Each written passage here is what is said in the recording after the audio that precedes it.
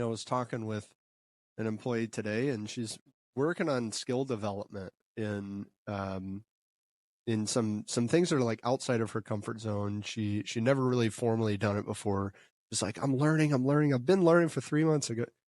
You need to just create a deadline, like, and finish the project. The project doesn't have to be used for anything. It's not necessarily going on our website, but pick a date, and then what you have. And that's hard, particularly in companies that don't have a culture. There's we'll handle that later, or we'll talk offline, or we'll follow up, or we'll circle back. And there's anti-deadline culture. We try to embrace that and say, hey, pick a time, pick a date, tell me what you're going to do. And I'm the leader, but I'm going to let you decide what the parameters are, what the deadline is, everything. Because I don't need to micromanage this for you and cause more stress and anxiety and overwhelming feelings. You pick it, and that way you at least know when you got to get it done. Yeah, that's so powerful. It makes me think about how accountability works. And when I realized how accountability works, this also shifted something a lot for me. I used to think that accountability was someone else holding you to something, which it kind of is in the way we talk about it colloquially, right? Like you're accountable to someone else or to this thing that someone else has said you have to get done. But really what's happening is you're thinking something about that person or about that deadline that you don't give yourself the privilege to think about your own deadlines. Yeah. And all that has to happen is you just have to stop thinking those same thoughts. So if I'm thinking, well, Sangha said I have to be here at 10 o'clock, I don't want to miss it. I could think, well, Sarah said I had to be here at 10 o'clock and I don't want to miss it. So change And I it get to decide that that's just as powerful. From someone else's expectation of myself to my expectation of myself. And the only difference is really we're just thinking like, it doesn't really matter whether I do it or not. Oh, who cares? Yeah. Instead of, no, it really matters. And you can just decide, oh, it really matters. The same as it really matters that I meet someone else's deal. So what causes the resistance in that? Some people, I imagine there's a little bit of pushback because people say, well, but we're a lot more forgiving of ourselves than we are to other people, right?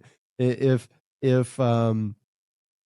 I in my head, I think, oh, these people who are relying on me, I've missed a deadline. They're going to crucify me. They're going to hate me. They're going to think I'm bad at my job. I'm a bad leader. If I set a deadline for myself that nobody knows about and I miss it and nobody still knows about it, okay, we'll get him next time, man.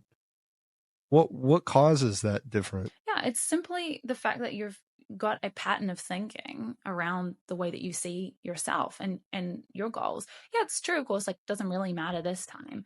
But what does that say about who you are and who you're becoming? Like one of my favorite thoughts that motivates me is I want to be the kind of person who always does what she says she's going to do.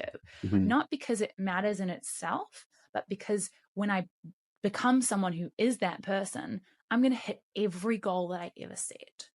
And that's what matters to me. I want to be the kind of person who, even though this is a silly thing, like it's really common advice to hear, like, make your bed, that's really good. Like, I don't think making your bed means anything. I don't think it's going to define whether you're successful or not.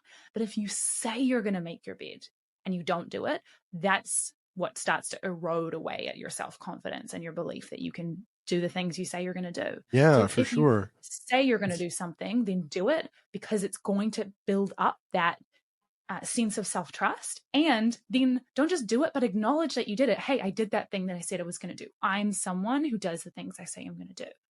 Yeah, in a lot of ways, confidence comes from repeatedly meeting the expectations we set for ourselves in situations that simulate the environment that we're training for. So I want to get really confident that I'm going to succeed in a sales meeting or something.